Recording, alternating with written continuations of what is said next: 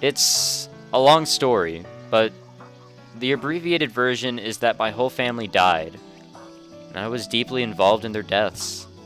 I was responsible, so I couldn't just push the blame on someone else.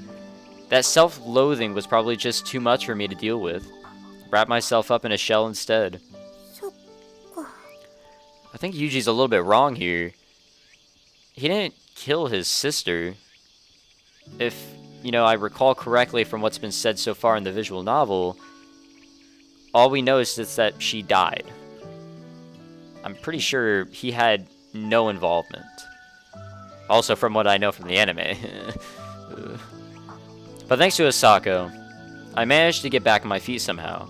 She gave me, if not a reason to live, then at least an excuse not to die. I might seem almost too vigorous these days, but if I hadn't met Asako, if Asako hadn't taken me in, I might well have died a long time ago. Yeah. Then she went and died before I had the chance to repay the debt. Unbelievable, right? This is getting pretty deep. That's not how I felt about it, actually. I didn't really mourn when Asako passed. I've been prepared for the possibility she might die at any time, but for some reason, I still had a hard time believing she was actually gone. Guess there was a part of me that couldn't accept that monster of a woman was really dead. If there was one word that described Asako, it was ridiculous. Not a shred of common sense in her body. She was a bull of a woman, and the world was her personal china shop. And to me, she was something like a god. Or a devil, maybe both.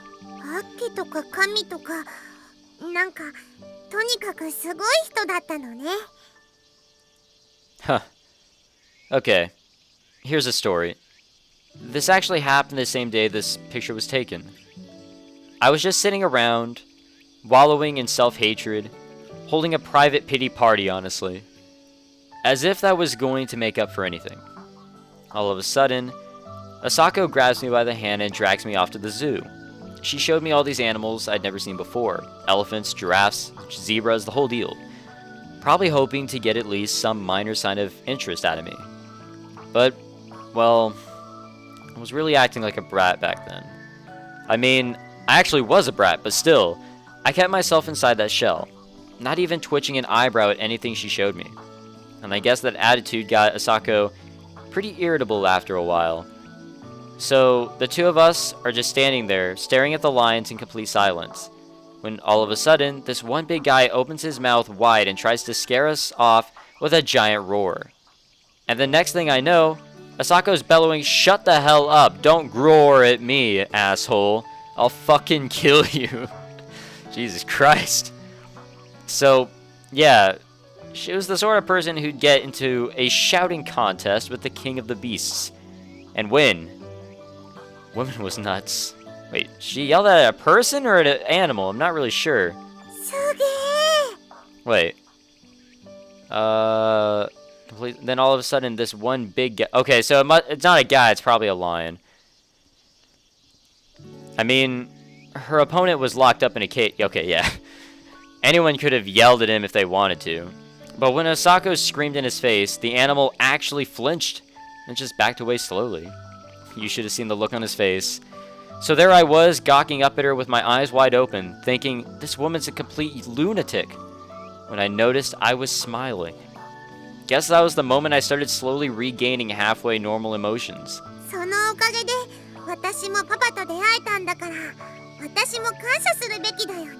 I guess in a technical sense, yes. Well, I don't know about that. Who says meeting me was really a good thing? Hard to know for sure yet, don't you think?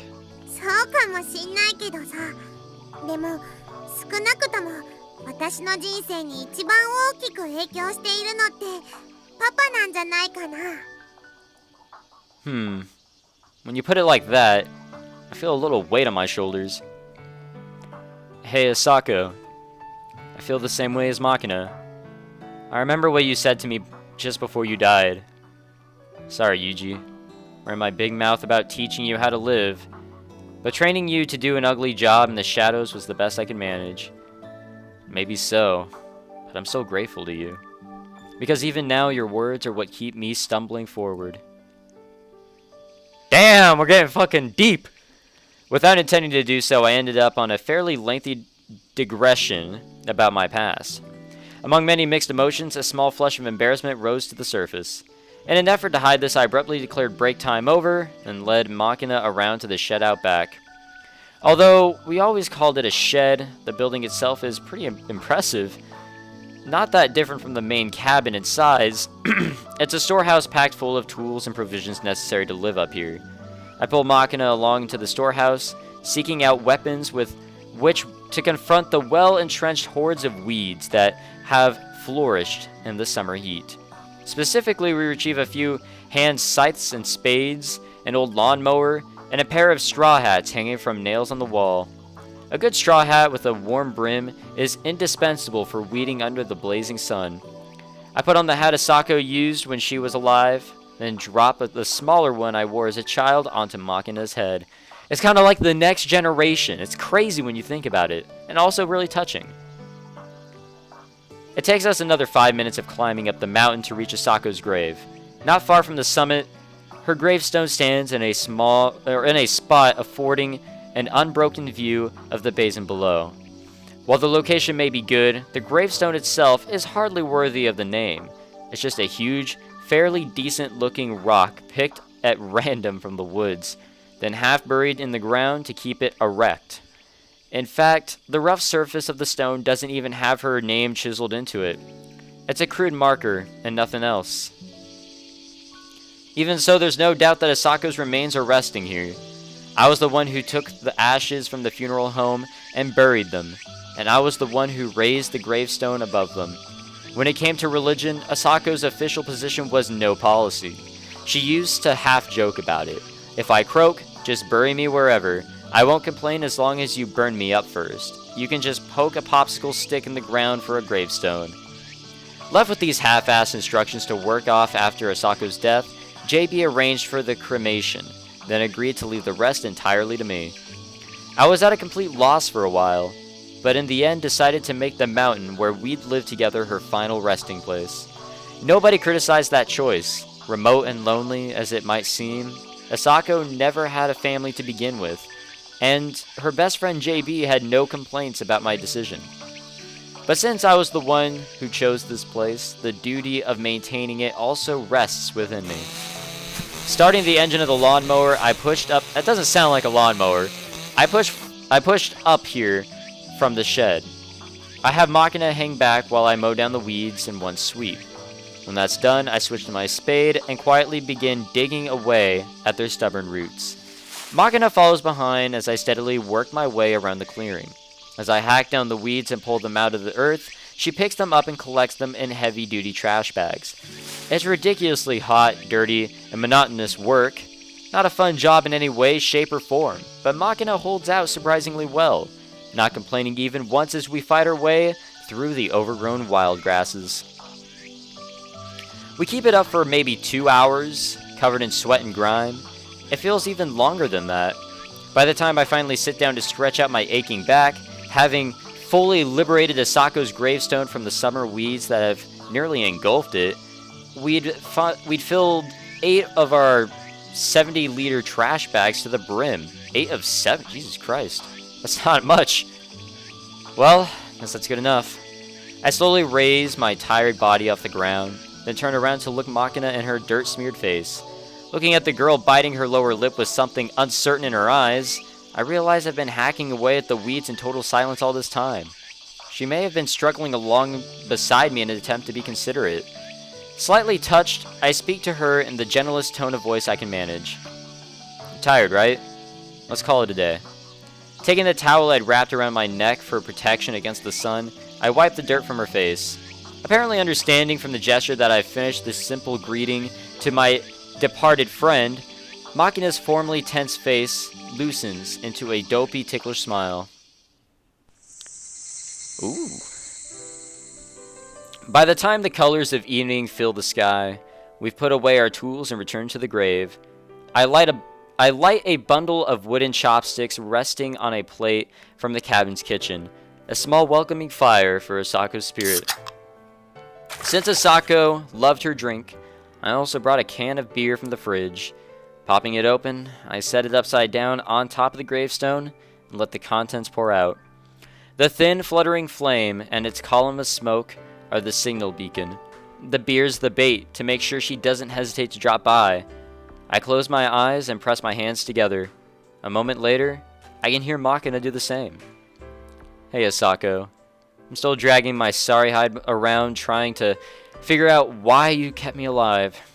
No luck on that front. But even so, I think there are a few things I'm starting to understand little by little. The things I can do, the things only I can do, the things I have to do, and the things I want to do. Tell me something, Asako. Was this how it was for you as well? Did it start off as just a whim taking me in like that?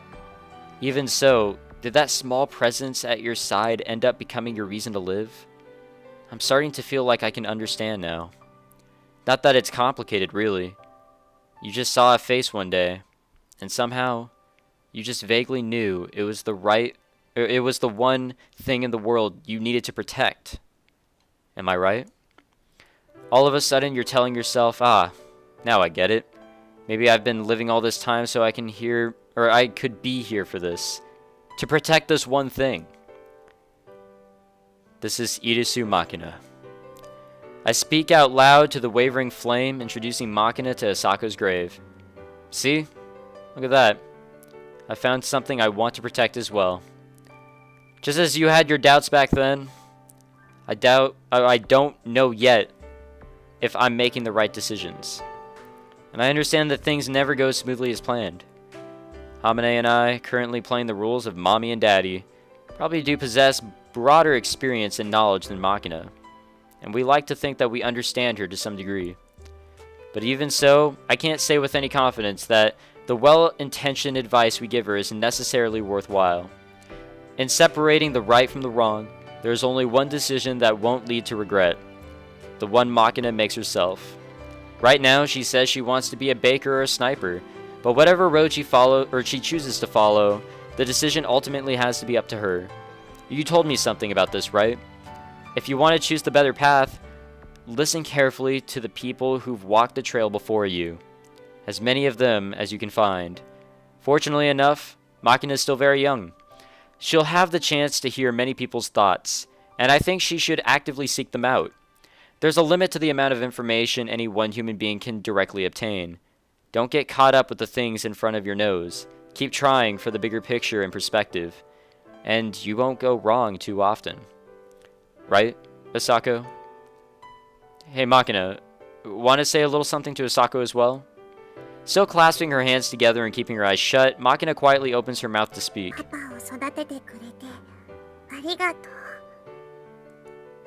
If it wasn't for you, I don't think Papa and I would have met. So thank you. Makina's softly mumbled words hit me harder than I'd expected. Asako, you moved on and left me behind. You did enough. You accomplished the job you were here to do. That's why you were allowed to die. I haven't earned the right yet, but I'll get there someday. I know I will. Think you can wait for me until then? The gravestone offers no reply to my silent question. I know perfectly well that this entire ceremony is nothing but a way for those left behind to find something like comfort. But I can still feel heat spreading behind my eyelids. Alright, I'm hungry. Wanna eat? Taking the plate in one hand as our small fire begins to gutter out, then seizing Makina's small hand in the other, I set off down the rough trail leading back to the cabin. Man! We're going into some deep stuff. That's why there's not like a lot of like my own personal commentaries, because when we get into like the serious stuff, that's when I like to just read and get immersed, because then it hurts afterwards. As twilight gives way to darkness, I twist open the propane stopcock, then leave the bath water to heat as I begin preparing dinner. But of course, the fridge is a barren wasteland, and the vegetable garden out behind the shed has run wild with weeds. Our only viable provisions at the moment would be the stores of vacuum-packed instant rice and canned salmon piled up in the shed. Can Can't manage much other than gruel or fried rice with this. あと、キッチンの流しの下からパスタが出てきたのよさ。 It's a weird place for pasta.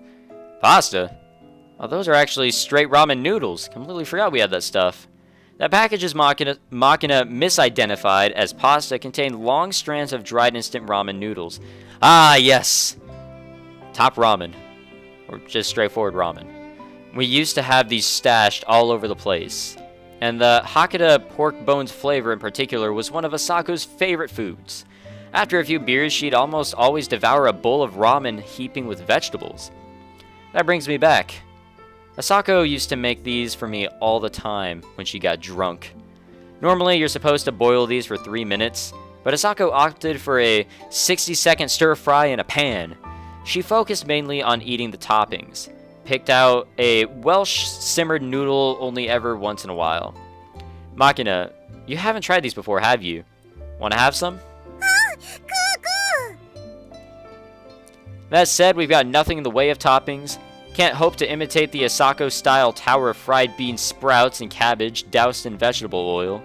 Fortunately enough, we do discover dry chives, I don't know what that word is, chives, and roasted sesame seeds under the sink, if not red pickled ginger or strips of pork. It's a little more than plain ramen, but in combination with the fried rice, we've at least got a somewhat respectable-looking meal on our table 15 minutes later. Rather than dinner, it does seem a little more like an oversized midnight snack, but perhaps owing to Amine's strong anti-instant ideological leanings, Machina seems to find some novelty value in the meal. She gobbles down the ramen in the blink of an eye, repeatedly yelping, "Delicious." By the time we finish with this somewhat rough supper, the hour hand on the clock's turned past 8. Returning to Mihama at this hour would be far too troublesome. And more than anything else, I'm concerned about the danger Machina might fall asleep in the back seat and slip right off. All things considered, it'd clearly be best to set up camp in the cabin for the night, and then make our way back tomorrow morning.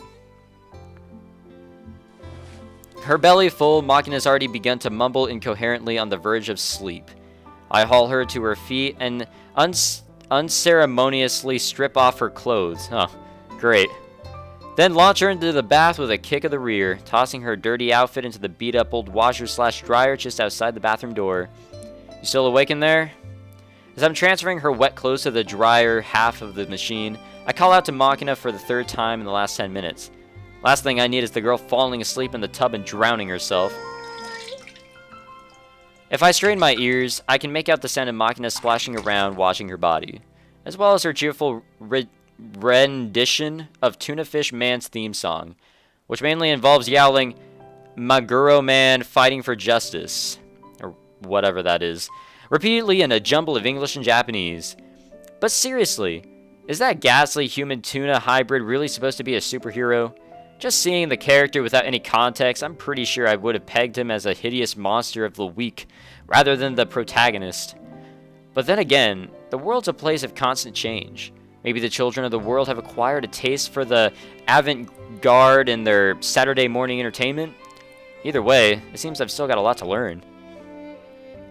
When Machina gets out of the bath, I wrap a white towel snugly around her head and twist it back and forth until her hair's dry. Then slip an old Oxford shirt from my days as a student in America onto her as a temporary substitute for her clothes. Naked except for a long-sleeved man's dress shirt several sizes too large, Machina begins loosely bending her waist back and forth like a patient suffering amoebic dysentery. I don't know what that word is. I'm sorry, guys. I'm starting to die because we're coming to the end of this session. Then coos ooh la la in a high-pitched tone. Sure, why not?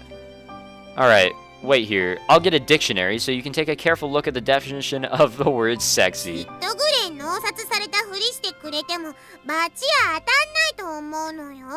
I don't know what that means. Whatever my faults, I pride myself on the sincerity toward women. Before her bath, Machina's eyelids seem to have grown about as heavy as lead, but the hot water seems to have given her something as a second wind. It takes a little doing to get her crammed into bed. Although she nods off easily enough in the middle of the day, the girl also has a habit of refusing to fall asleep when you actually want her to. Normally I could leave this to Amine, but That's obviously not an option today.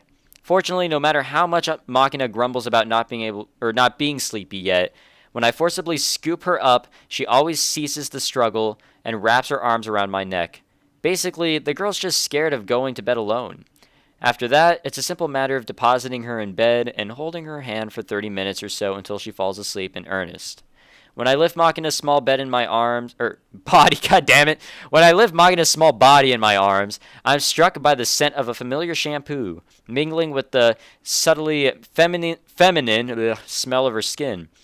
It reminds me so strongly of Asako that I actually start a little in surprise. ね、パパ、この前のお話の続きをして。Yeah, sure. Which one was I telling you again? ね、パパがアメリカに住んでた頃の話で、友達と賭けをして180メートル先の標的に当てたってやつ。What, again? I already told you that one like 3 times today. もう一回聞きたいよ。あと、みんなでハイキングに行った時の社会15センチの話も聞きたい。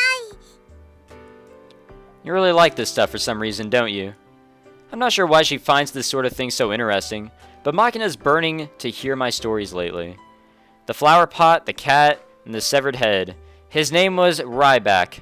Unlucky Zippo. Where's the telephone? Adu Island. From among this fairly well-varied assortment of anecdotes, there's one in particular that's clearly become the girl's favorite. Specifically, 180 meters from Scrubbing the John. Right, so this was back when I was 14 years old, attending Uncle Sam's school in America. One day, I ended up making a bet with a classmate. I've been distinguishing... Okay, wait. If we're telling a story, I think we'll just end it right there, because we're like an hour in, and that's just perfect. Seed of the World Tree 9! Alright, man, we did a lot in this session. I feel really good. It's just after I was told that we're getting into some, like, we're coming into the deep shit, I was like, damn, I gotta play. So, there you go. That was a great session, and I hope you guys can agree. If you guys enjoyed these three, count them 3, because it was an hour-long session. If you guys like these 3 episodes, please leave a like on any of them, or just any episodes in general. I don't know why I have to be so specific. Leave a like if you enjoyed, subscribe if you're new, or whatever. And I guess next time we'll be doing Seed of the World Tree 9, where we tell a story to Machina as she falls asleep in a very oversized shirt. And hopefully nothing goes sexual next time. So, my name's Michael SK. See you guys next time here with the Fruit of Grisaia.